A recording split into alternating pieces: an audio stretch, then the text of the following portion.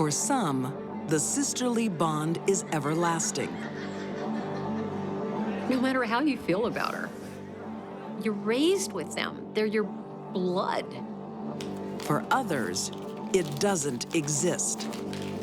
She suffered the ultimate betrayal from her sister.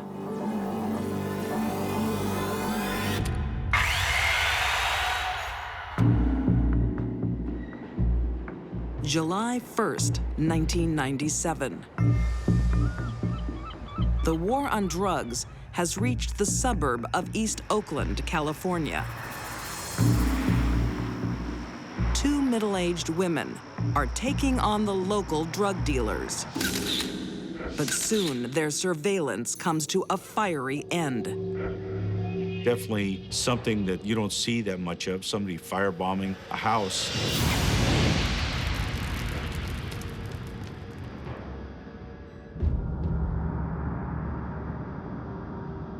The community was outraged that here you have these two white middle-aged women being firebombed by drug dealers.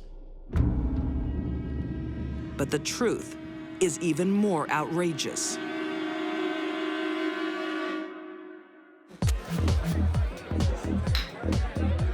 For 4 years, 52-year-old Stevie Allman shares her home with her little sister, Sarah Mitchell. Blood ties are about all the siblings have in common. Sarah, get these people out of here now. Stevie was the exact opposite of Sarah. Stevie was a very hardworking, industrious woman. She was just a very responsible person. You're my friend. I can't sleep. I've got to go to work in the morning. We're not leaving. I wouldn't say they were real close because I think Stevie, being such a hardworking woman, didn't really care for Sarah's irresponsibility. It was almost the good sister versus the bad sister. Stevie had a good job, had a pension from her retirement. 47-year-old Sarah lives rent-free in her sister's house. I would describe her as kind of an underachiever. She was basically cared for by her sister, Stevie Allman. Far from being grateful for the free food and board, Sarah steals her sister's money. And then Stevie's identity. She writes checks in her name, she invades her bank account, she uses her credit cards, and she tells people that she is Stevie. Stevie, who was loved in the community. Okay, I'll just need to check your ID, Ms. Allman. Stevie Allman. Chances are Sarah hated her sister their whole lives. The bank alerts Stevie to the fraud. After all the partying, freeloading, and now theft, she's had enough. All you do is lie and steal. I needed that money. It got to the point That where money Stevie was concluded that, look, Sarah, I don't plan on taking care of you for the rest of your life. Well, I want you out now. At some point, you're gonna have to be responsible, go out there and get a job, and take care of yourself. You've stolen your last dollar from me. I wouldn't be so sure about that. Sarah has no intention of giving up the good life.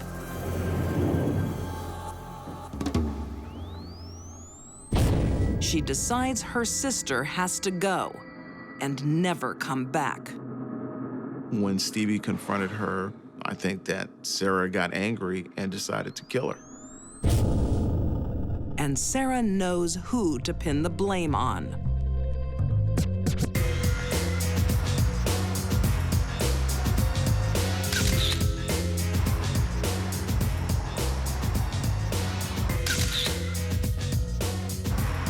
The sisters are well-known anti-drug crusaders. They've made enemies of the local dealers by photographing and taping their activities.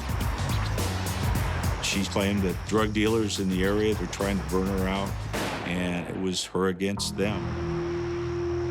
The dealers are the obvious culprits if the sisters are attacked. For Sarah to keep her life on Easy Street, it is time for drastic action. This was the ultimate betrayal. The last person you would expect when you lay your head down at night to go to sleep to come and kill you is your sister.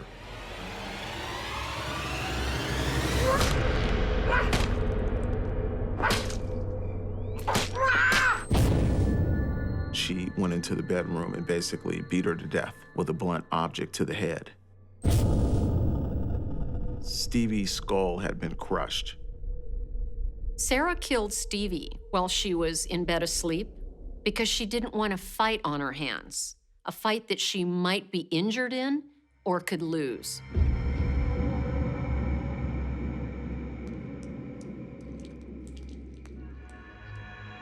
But the murder is only part of Sarah's plan. Her plan was to kill her sister and assume her sister's identity and basically wipe out her bank accounts and take everything that she had. But before she can take over Stevie's life,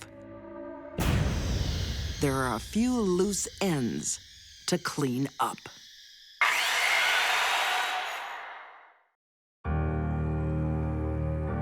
East Oakland, California.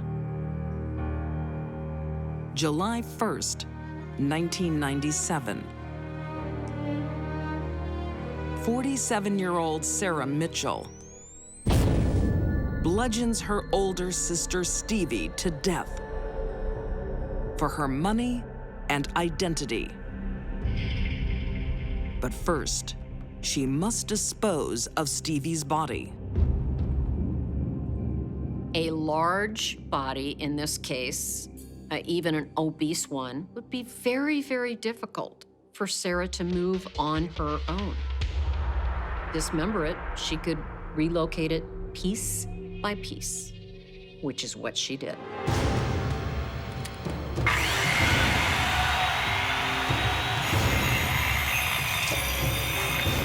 She dismembered her arms and legs, and she dismembered her at the waist. There was blood spatter 360 degrees of the room. On all four walls of the room and the ceiling, blood everywhere.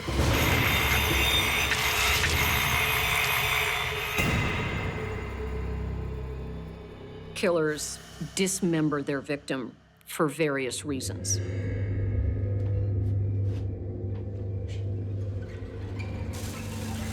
Sometimes it fulfills some ghoulish need.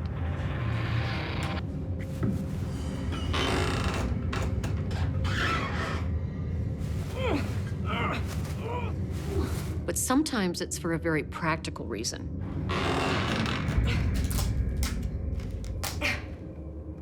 Stevie's body had to be chopped up to be placed in freezer bags and put in the freezer.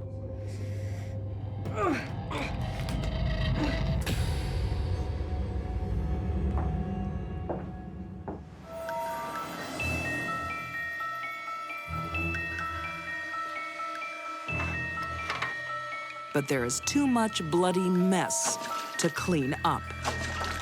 The only way to destroy all of this blood evidence was to light that room on fire, which is what she did. Made a decision to burn the whole house up. We believe that she was trying to collect the insurance money for the burned down house to destroy the freezer and the body. From out of the ashes, Sarah will emerge as Stevie. But there's one thing she doesn't count on. she did not anticipate getting burned in the fire, which required her to be hospitalized to treat the burn wounds.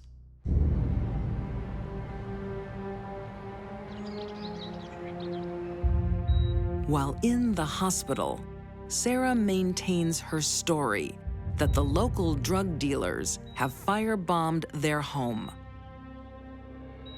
No one has any reason to doubt her, and there is outrage at the attack. It becomes a front-page story, and the sisters are hailed heroines in the war against drugs. Seems you struck quite a chord with the community, Miss Ullman. Just call me Stevie. Notes of sympathy and donations come flooding in. She did not think that it would become such a big story.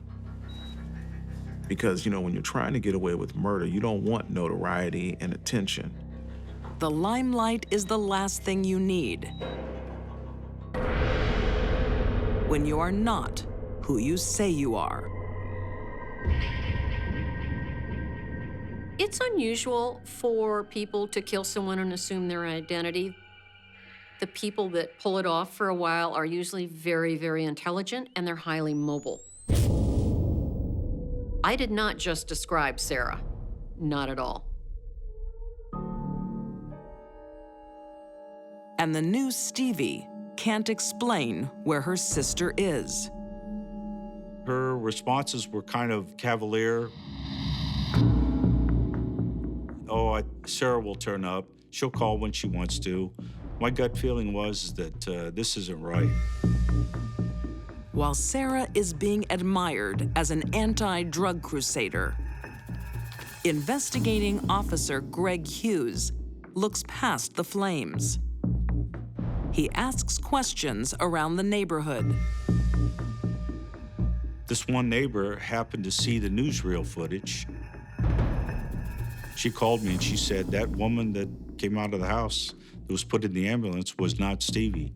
That was Sarah. Police take a closer look at the burnt-out house and find one thing that has been insulated from the flames: the deep freezer. What she didn't anticipate was that the freezer being insulated would also insulate the body from the fire. The body was in fairly decent shape, other than the fact that it had been dismembered. Fingerprints confirm Sarah's true identity.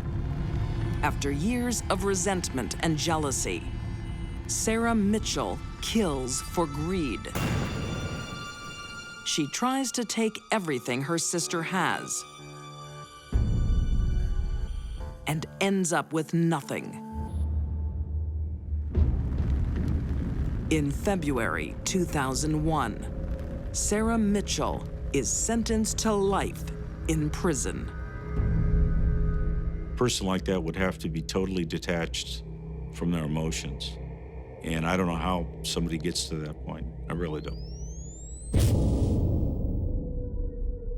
I think the most shocking aspect was the fact that Stevie Ullman, being the kind of person she was, hardworking, loving, and what she got in return from her sister was being murdered and dismembered.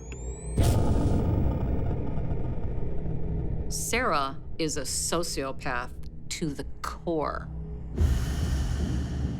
Who could kill someone they're raised with, someone who is good to them? Only a sociopath could do such a thing.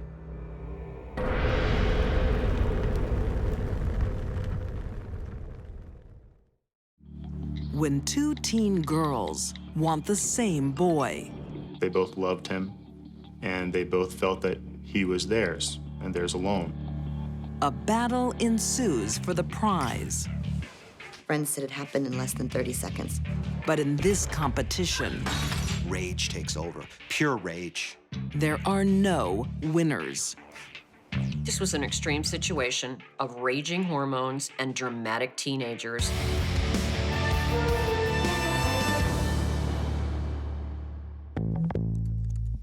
In 2008, in Pinellas Park, Florida, 19-year-old Rachel Wade discovers something about her boyfriend. He is cheating on her. Who is that? Sarah? Look at the smile on her face. It's like she owns him. They each were posting pictures of Josh. Here's me and Josh at the beach, and here's me and Josh. Wait a minute, why is he with you? He's supposed to be with me. Rachel's rival is 18-year-old Sarah Luderman. Okay. All right. Josh, you... With social networking as popular as it is today, both of the girls find out about each other. Boom, a rivalry starts immediately between the two of them. Rachel starts leaving a string of abusive messages. Sarah, this is Rachel. I'm Josh's girlfriend. I swear to you, seriously, if I see any more photos of you and Josh... Yeah, Sarah, it's me again, Rachel. All I've got to say is you better watch your back. Other than sleeping with each other's boyfriends, they hadn't done anything to each other. Reporter Lane DeGregory says the rivalry soon spins out of control thanks to modern technology. It's one thing to say something mean to someone face to face, but when it's recorded on your cell phone and you can listen to it again and again. When it's posted, it's not between the two of them anymore, it's between the two of them and their 500 friends. 19-year-old Josh is a typical teenager. He doesn't seem to realize the turmoil he is creating. Is that good for you? Yeah.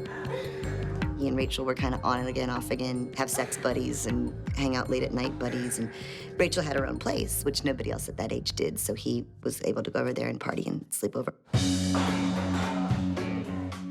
Sarah is totally head over heels. Josh is her first boyfriend. This was really her first real intimate, close, personal relationship with a boy.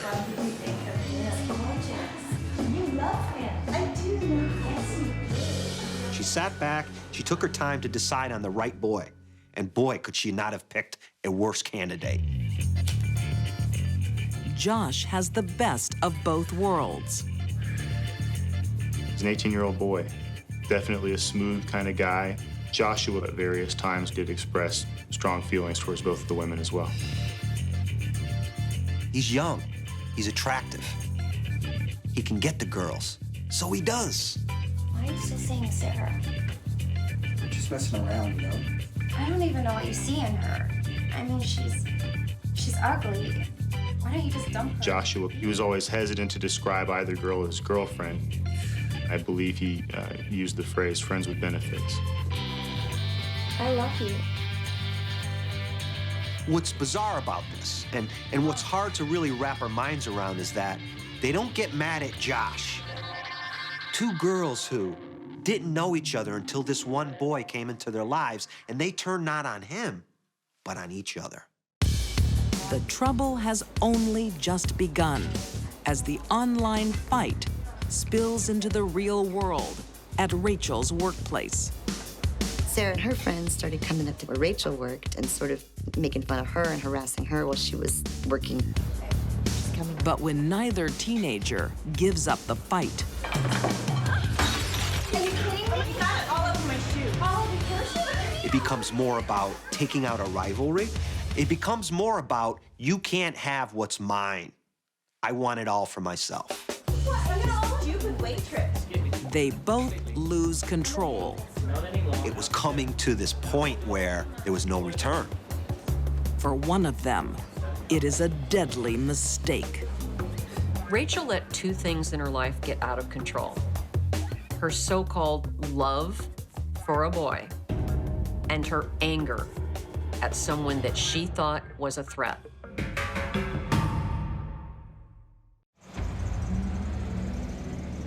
In Pinellas Park, Florida, a social network of teenage passion is at breaking point. 19-year-old Rachel Wade and 18-year-old Sarah Luderman hate each other. You are a psycho. You need to be. There's banter going back and forth online. There's text messages. These two girls were on a collision course, really, for disaster. They both date 19-year-old Joshua, and they don't want to share him. She's ugly. Both the relationships were intense from the perspective of the girls. They both loved him, and they both felt that he was theirs, and theirs alone.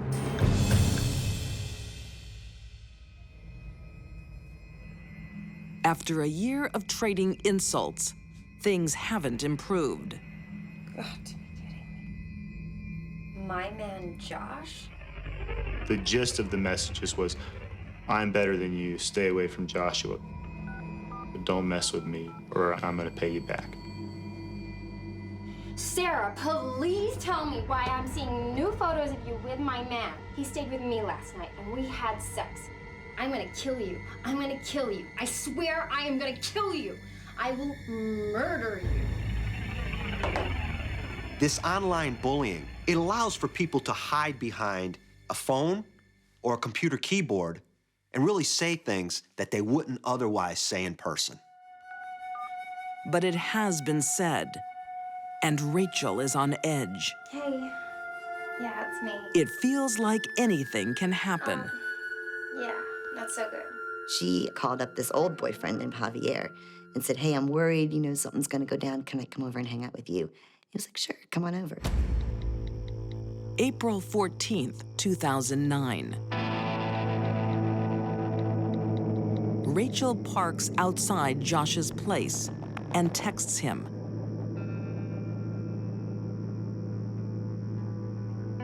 She just sits there, stalking, really.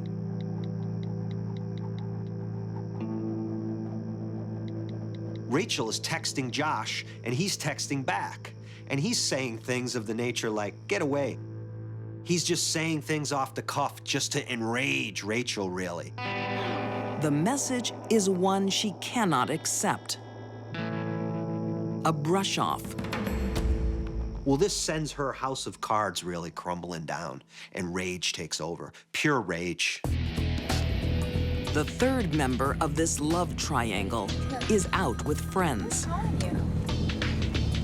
Oh my God, it's Rachel. Put it on speakerphone. Okay. Hello?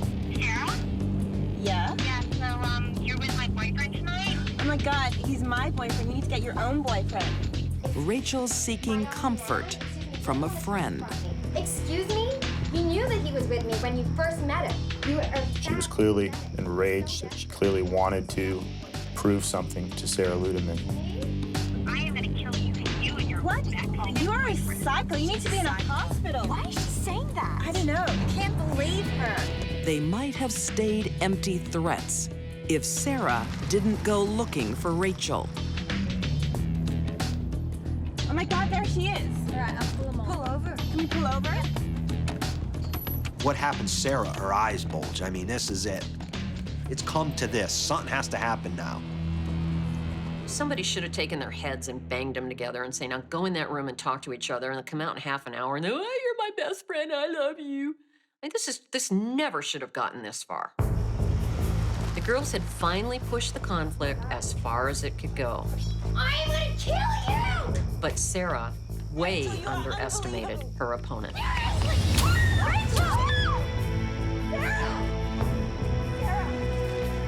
The witnesses who were observing the fight saw Rachel Wade make 2 punching motions and then disengage from the fight. She's being stabbed! 2 stabs with a knife, one perfectly placed in Sarah Ludeman's heart. Call 911! It's clear she intended to teach Sarah a lesson. Sarah! Please! What are we doing? Sarah! To tell her, I'm not someone to be messed with. It's clear in her voicemails that Rachel Wade considered her someone who gets what she wants. The teenage rivalry is over in 5 seconds. My God!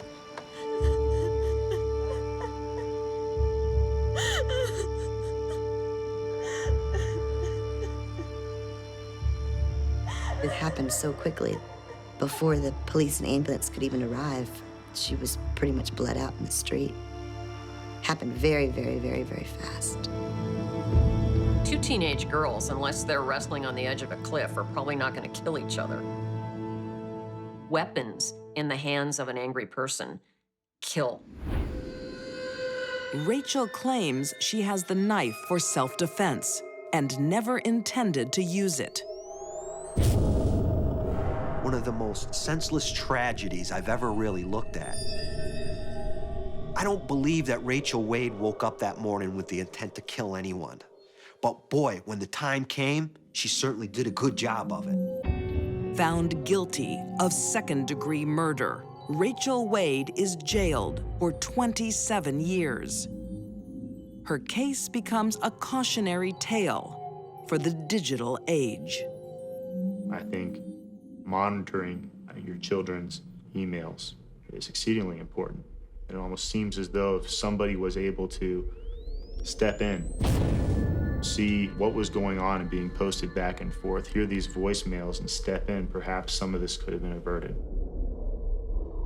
I don't think Rachel was born to kill, but she did let it happen. I hope being incarcerated taught Rachel a lesson, that we don't act out our fantasies, that we don't act out our rages against other people. I hope that happens. Rachel Wade gets day releases to lecture teens about the dangers of online bullying. March 2003, in the historic hamlet of Lock Haven, Pennsylvania, a Pearl Harbor survivor is facing another deadly enemy. And asked her why. Why are you doing this? And she said, because I can. Just die. The small university town is a peaceful place to raise a family. Everybody knows just about everybody around. It's Shonda D. Walters' hometown. Because he's alone. I think we need to find his mommy. She's brought up in a white neighborhood, but Shonda is of mixed race. She had a black father and a white mother, which was a little different, but it wasn't traumatic. Shonda does well in school and dreams of life beyond Lock Haven. She had a fantasy that one day she would be an illustrator for Walt Disney Animation. You can't get much more wholesome than that. And she really looked like she had a very bright future. But then Shonda's life takes a U-turn. From Disney to drugs. Shonda started getting into drugs after she got out of high school, and she partied a lot with serious drugs, LSD, cocaine. Damn. Instead of college, she has a baby with a boyfriend who leaves her. And her life spirals out of control. It was after that initial use of drugs where she really started getting into trouble. Hey, Shonda. In front of everybody? You want in? I got all the money, man. Shonda hooks up with the notorious street gang, the Bloods.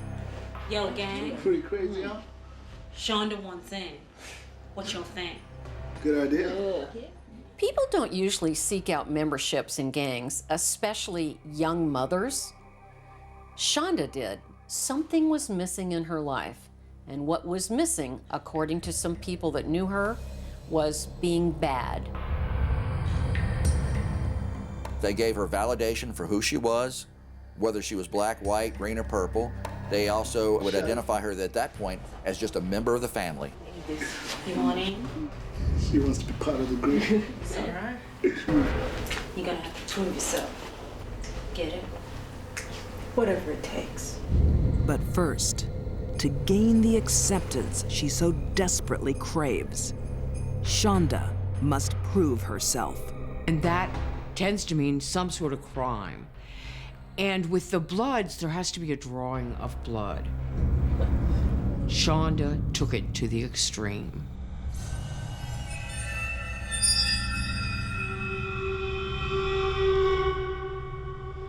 Shonda, you go around carrying something like that, you are heading for trouble. Her family are horrified at the new Shonda, but are powerless to do anything. Shonda obviously had been thinking about what she was going to do because she spent a week wearing it in her waistband, going around trying to look tough. Shonda is out to impress her new family of Bloods, but even they will be shocked.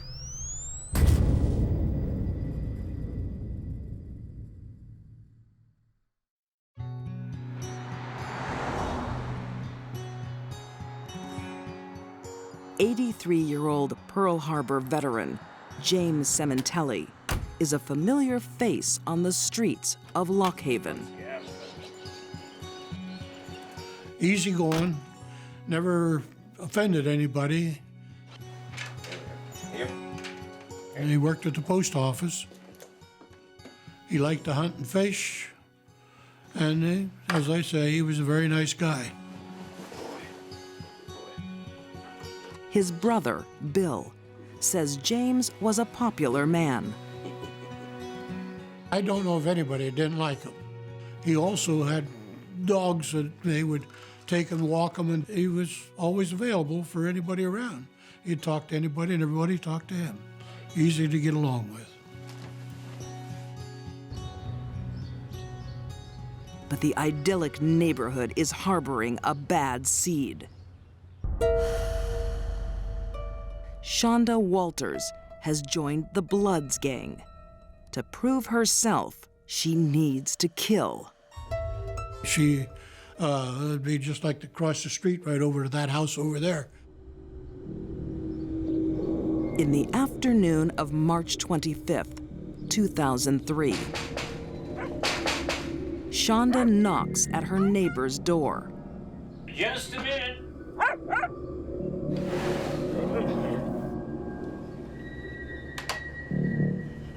He would open the door to him. He was always welcome because people knew him and knew how good he was. Give me your keys. No, get out of my house.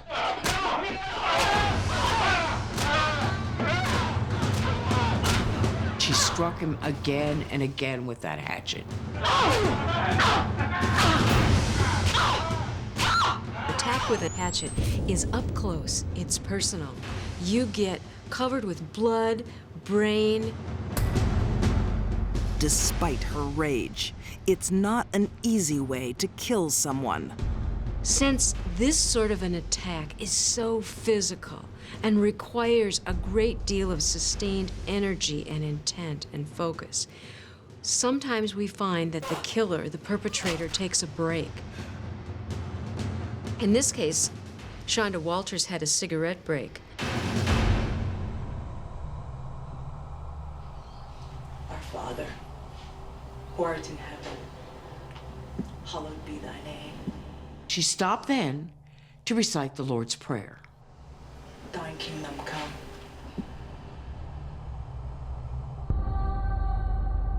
Shonda's clumsy attempt leaves James battered, but still alive.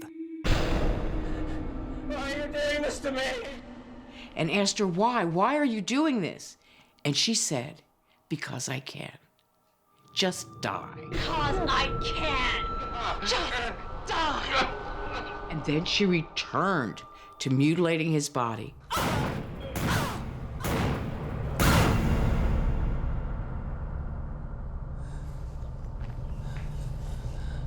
He had 60 or 70 wounds over his body, 45 lacerations. He had broken bones. His left ear was nearly severed from his head. His arms and hands were just covered with defensive wounds. But the Pearl Harbor veteran is still alive. Her final act on the dying body of James Cementelli was to cut an X in his stomach with a knife.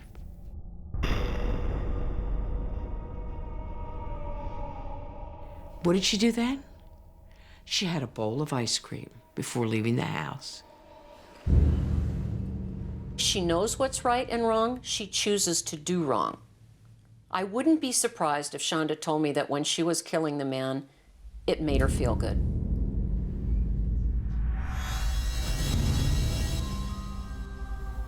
In World War II, James Sementelli fought to protect the way of life in small-town America. But his beloved neighborhood spawns a combatant more deadly for him than enemy soldiers.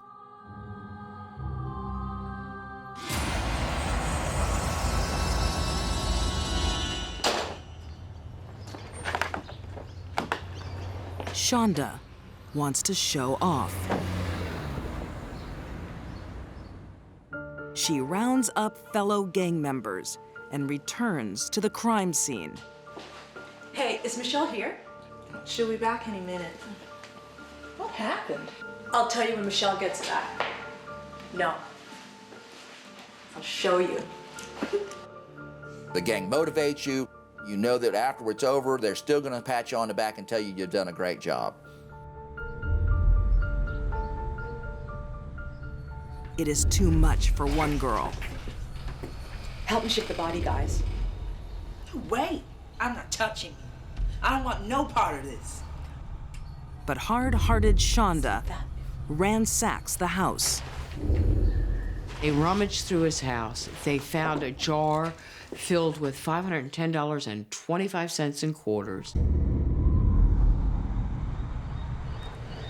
She threw the hatchet out of the car window.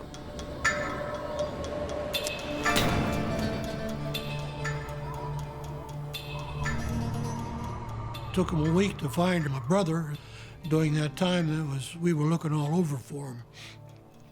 We had no idea that he was in his home, all beat up and butchered up by this lady.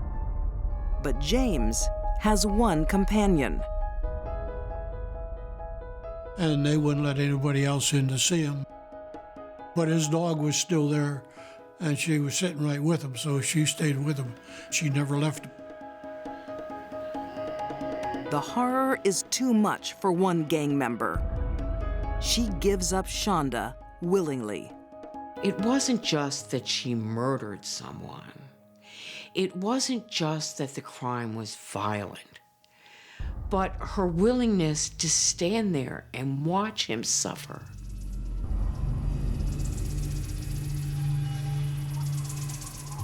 In 2005, Shonda Walter is sentenced to death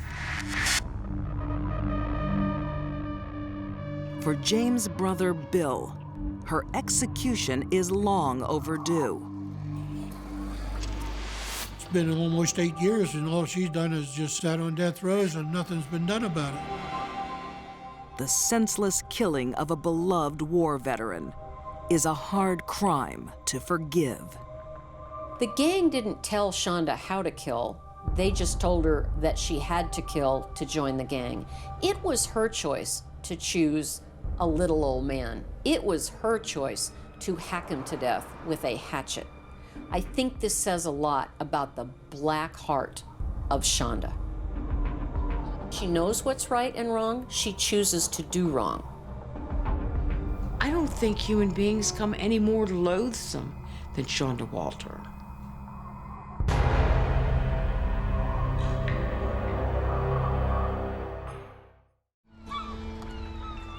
2008, in the charming seaside town of Belfast, Maine. A wealthy young couple seemed to have everything. And they were pretty inseparable. James inherited all this money from his father, millions of dollars. It looked like they would have a charmed life. But James and Amber Cummings are living with secrets. Their 12-year-old marriage is miserable. He didn't appear to have a lot of relationships with people or with his family. Kept to himself. Amber is afraid of her husband and has been for years. He abused her physically, emotionally, sexually. He tore down every shred of her individuality. This guy's gonna run the country? And James has some alarming political views. What is this world coming to? He's a white supremacist. How the hell is he supposed to run the country? He's colored. I'm gonna kill him. And he's using his newfound wealth to pursue a macabre hobby. James became obsessed with Nazi paraphernalia. He spent a lot of his inheritance seeking out items that Hitler had owned.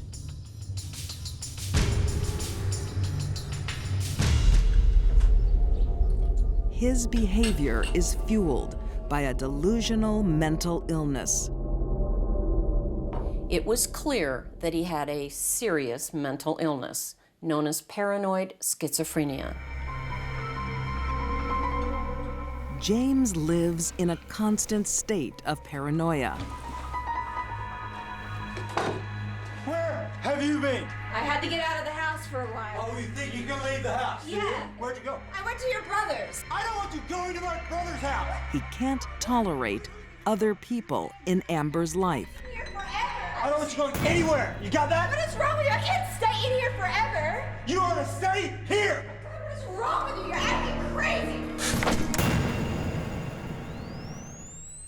He wages a campaign to cut them out.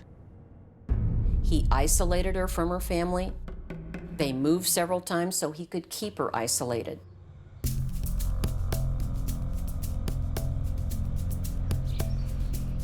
James and Amber have a daughter.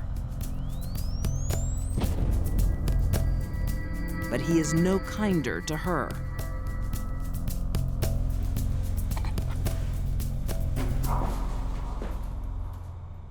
Claire, come here. That's the Fuhrer, Silva. You're not to touch that. When he tried to beat the daughter, she would step in between them and take the beating herself. Do you understand? Where do you think you're going? Honey! What's going on, Clara? Honey, just go upstairs. What is going on? What are you doing? She's not doing anything wrong. She is just a kid. Even though that made James angrier and made him hit her worse. I'm teaching her discipline. This is something you don't understand. You're disgusting.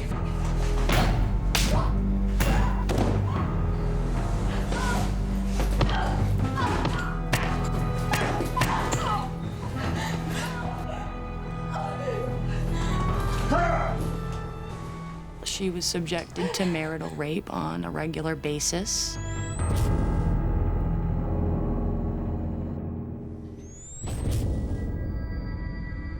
There's no way out for Amber Cummings.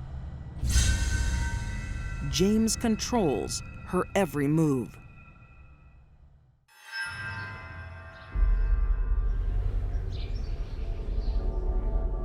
Come here. Come here. Now his perversions Come here. Sit down. Sit down. grow even more disturbing.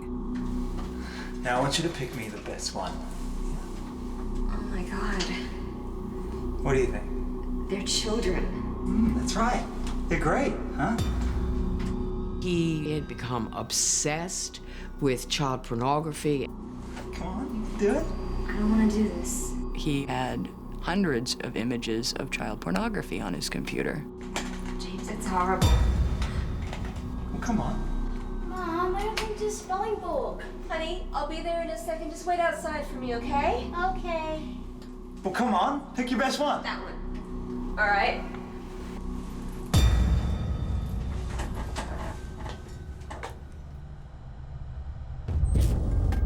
His authority is unchallenged. His violence unchecked. He ran his house like Hitler ran Germany. Amber reaches her breaking point.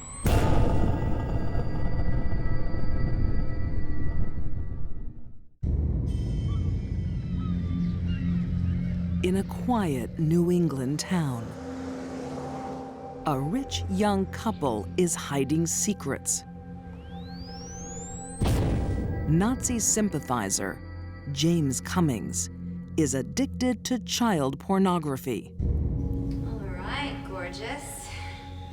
You are good to go. You want to go downstairs and play? Please, thank you, Mom.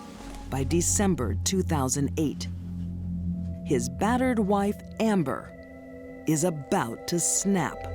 Amber got up with her daughter. Seemed like a normal morning. And then she walked into the bedroom, pulled the .45 from under the pillow. Domestic violence victims, they very often think about a way out of the situation is to kill themselves. On the brink of ending her life, Amber realizes if she dies, who will protect her daughter from her monster of a father? What troubled her the most was his child pornography collection. She knew that it was only a matter of time before he sexually abused their little daughter. Amber Cummings could never stand up to James to protect herself. Now, her maternal instinct explodes to the surface. There's only one thing for her to do. She couldn't leave Clara there with him. She walked into James's bedroom. While her sadistic jailer sleeps, she takes his gun and pulls the trigger.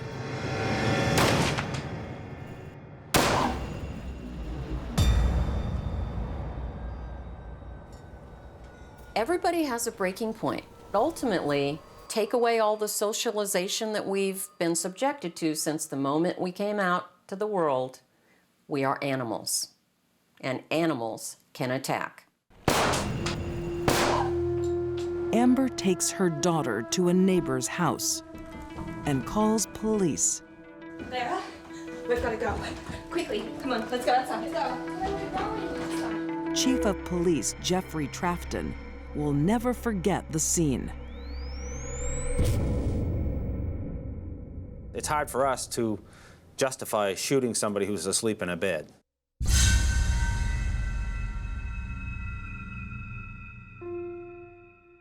She looked more like a victim than a shooter.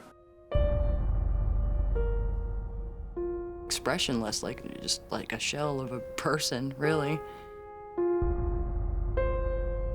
Amber killed to protect her daughter.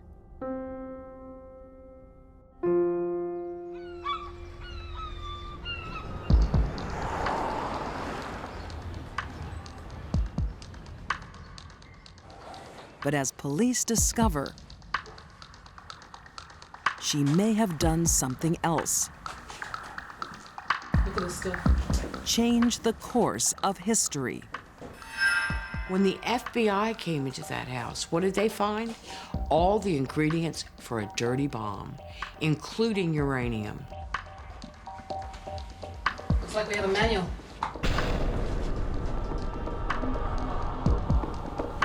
They found some of that stuff was radioactive. In James's twisted, racist view of the world, Barack Obama should never be president. They were going to drive to Washington, D.C. for President Barack Obama's inauguration, and he was going to explode a dirty bomb down there.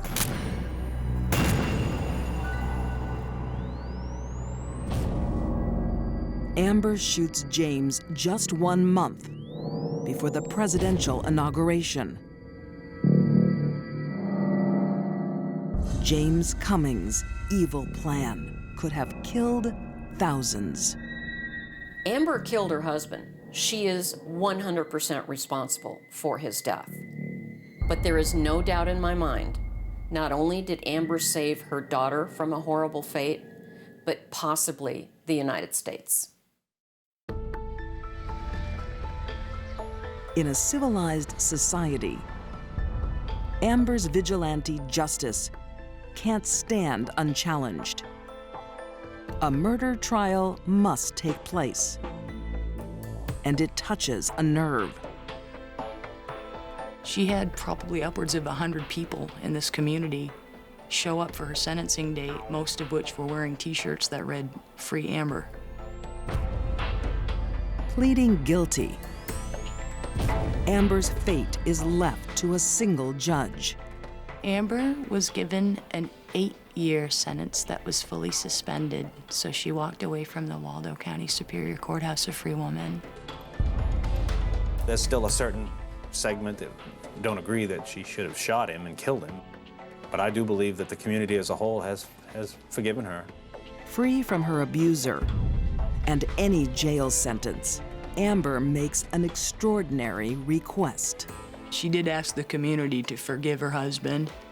She had said, look, he had some problems and I don't want the community to hold any anger towards him. Amber Cummings is a deadly woman. She murdered her husband while he was sleeping. But seeing her story, it's easy for me to understand how Amber was created.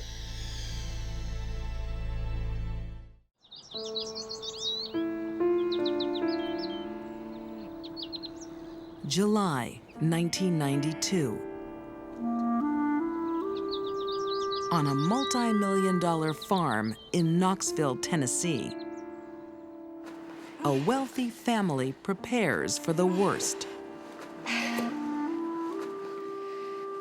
Ed Dossett, the respected local assistant district attorney, is terminally ill. Ed Dossett was receiving treatment. He was dying of colon cancer. His wife, Raynella, a nurse, is caring for him. They've had 20 privileged and prosperous years together. They had a huge farm that Ed had inherited from his family. Thank God you're here. And he was certainly in an enviable position of power and influence. She's going crazy fussing over me. And as his wife, so was Raynella. Drawing a line, one come near my head. Well, there ain't much to cut now, is there? Ed's death is a slow one. It's better to leave it to an expert anyhow.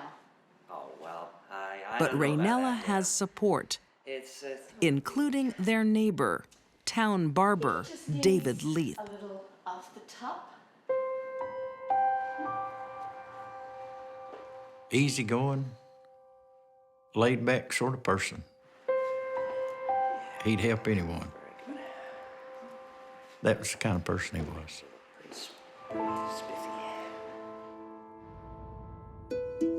When Ed Dossett finally dies, Raynella and David's relationship becomes more.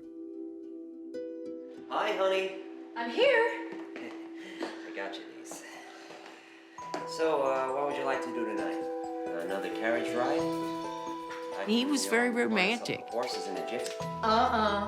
Every Thursday, he gave her a red rose Thursday. because that's what he did on the first night they went out. Thursday is my favorite day of the week.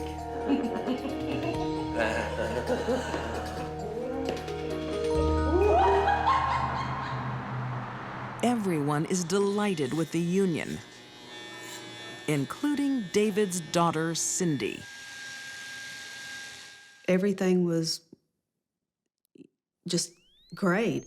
I mean, they were both happy. They marry and settle down for a life together on the farm.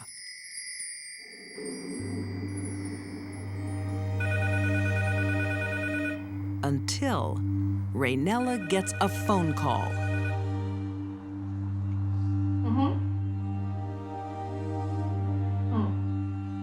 I understand.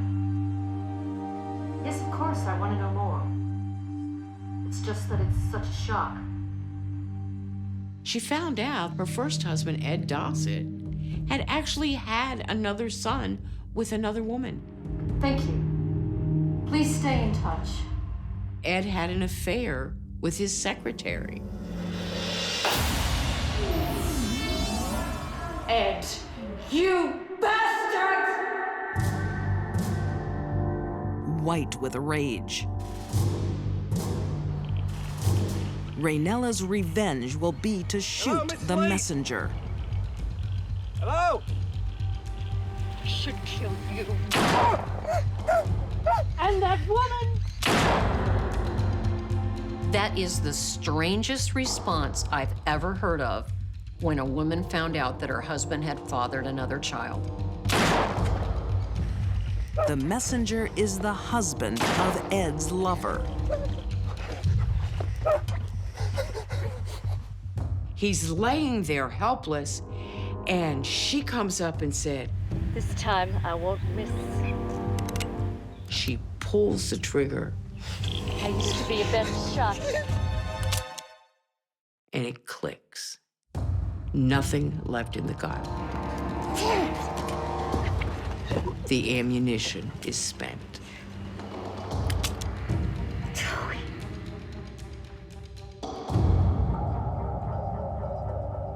Raynella should be charged with attempted murder. But with friends in high places, she gets off lightly. Here is where Raynella's influence and privilege in the community came to bear. She worked a deal.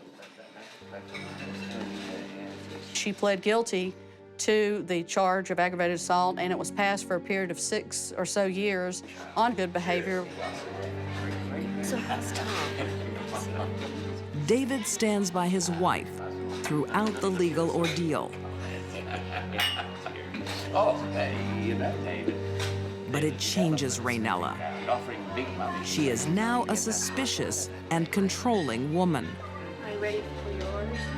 Yeah, I'll have to stay. She was keeping awful close tabs on him. She won't know, where's my boy?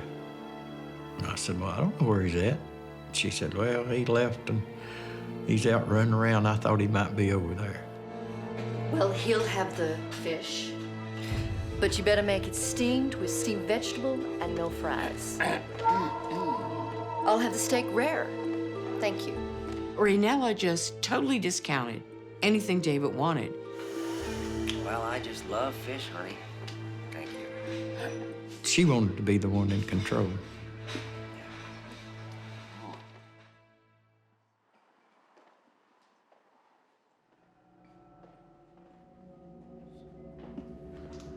Sign here. Raynella's control now extends to their money. She's brought millions into the marriage. You want to make me happy, right? She wanted to make sure she held on to all that property. Well, sign here and make me the happiest woman in the county. She insists David signs a new will. He is no longer entitled to a cent. I don't think David really understood the ramifications of what he was doing when the will was written, because basically he disinherited his daughter. When she wants something, she seems to know how to get it. No one suspects this is only stage one of Raynella's plans.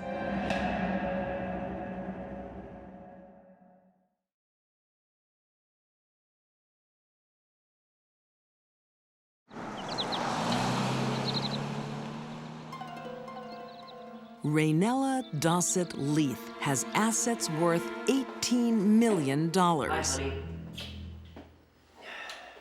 Raynella, why do you need these guns for? Well, it's a farm, isn't it?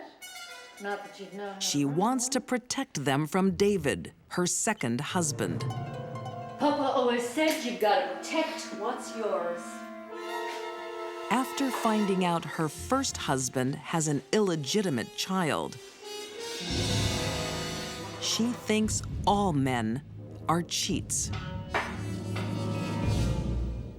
David's been forced to bear the brunt of Raynella's fury.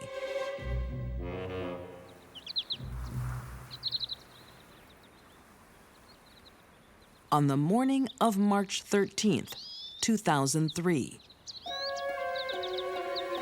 David can take no more. Police? My husband has killed himself!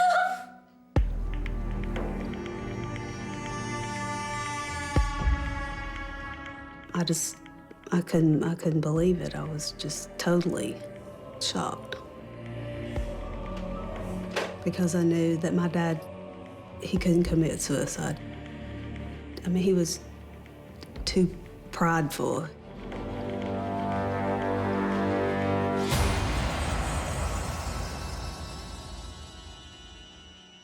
When the police arrived on the scene, they initially thought that it was a suicide, but a few things started not to add up for that.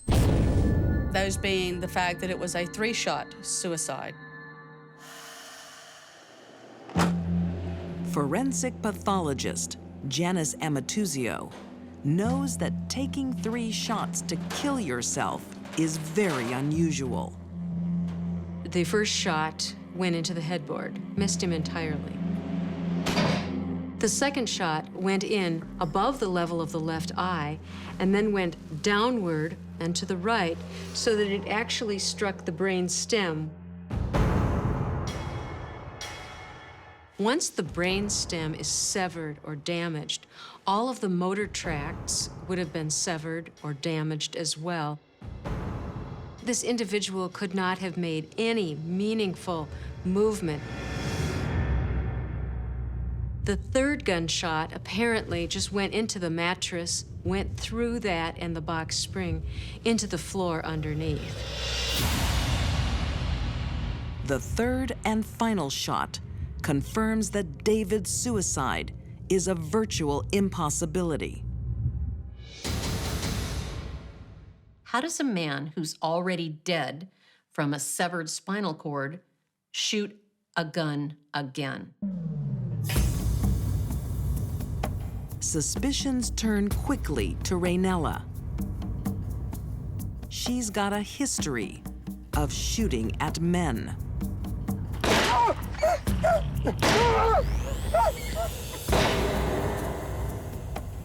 Also suspicious are the surgical sedatives found in David's bloodstream.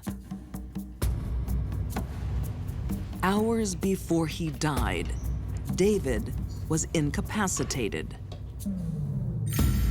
For police, it's the final piece of the jigsaw.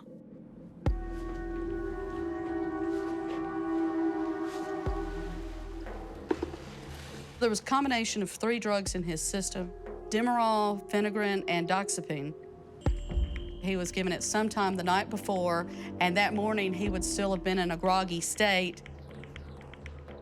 Should he have heard anything, he wouldn't have been able to take any meaningful action to take himself out of harm's way.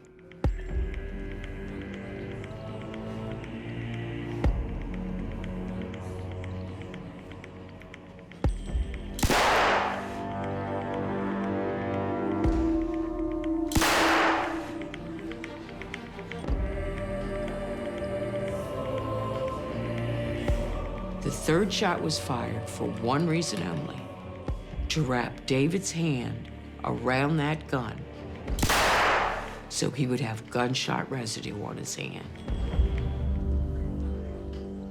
Raynella really screwed up.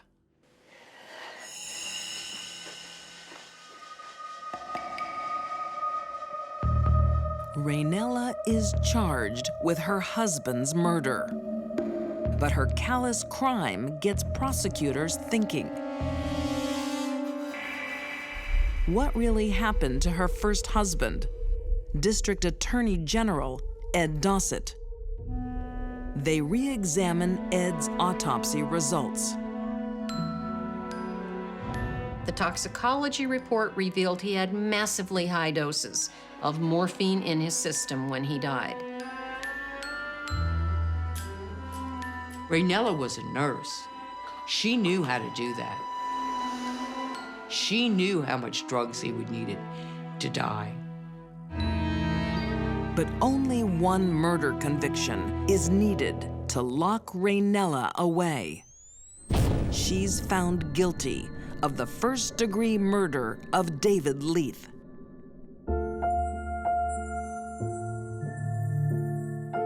My dad, he was a good guy. He was happy-go-lucky. Everybody liked him. I never got to, say goodbye.